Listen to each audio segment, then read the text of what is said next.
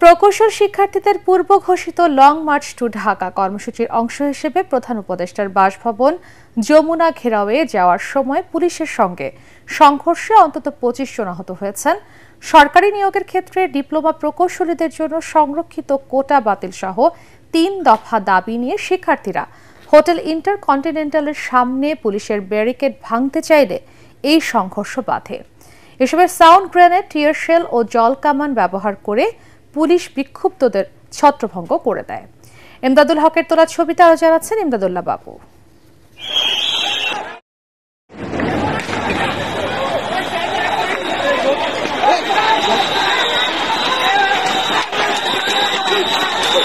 তিন দফা দাবি আদায়ে প্রধান উপদেষ্টার বাসভবন ঘেরাও কর্মসূচির অংশ হিসেবে যমুনা অভিমুখে লং মার্চ শুরু করে সারা দেশের প্রকৌশল শিক্ষার্থীরা।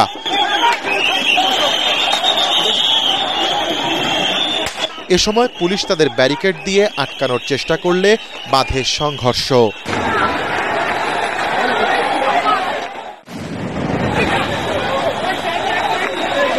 Police sound grenade, tear shell ও জলকামান ব্যবহার করে শিক্ষার্থীদের ছত্রভঙ্গ করার চেষ্টা করে।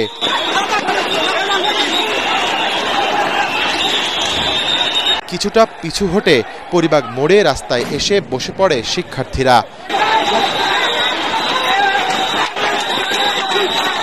এ সময় তাদের সেখান থেকে সরিয়ে দিতে লাঠিচার্জ করে পুলিশ।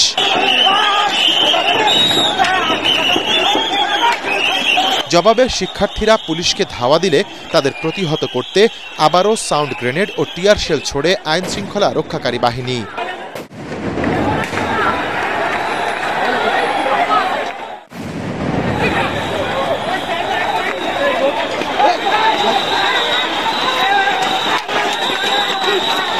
এক পর্যায়ে শিক্ষার্থীরা শাহবাগ মেট্রো রেল স্টেশনের নিচে মূল সড়কে অবস্থান নিয়ে বিক্ষোভ করলে সেখান থেকেও পুলিশ তাদের সরিয়ে দেয়।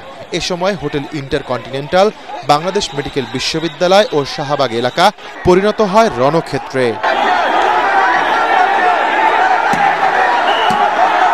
এলএমই সার্টিফাইড বিশ্বসেরা কপারে তৈরি ওয়ালটন কেবলস, যা আপনার স্থাপনাকে রাখবে সব সময় নিরাপদ। দুপক্ষের সংঘর্ষে আহত হন বেশ কয়েকজন পুলিশ সদস্য ও শিক্ষার্থী।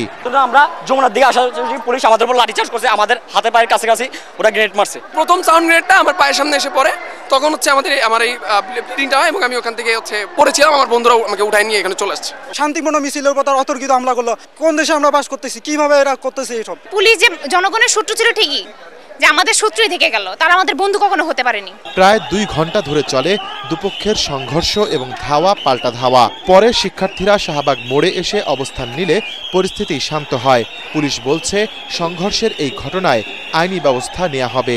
এখানে ব্লক ভাঙার পরে তারা একেবারে যমুনা যে মাননীয় প্রধান উপদেষ্টা বাসভবন অবধি চলে গেছে।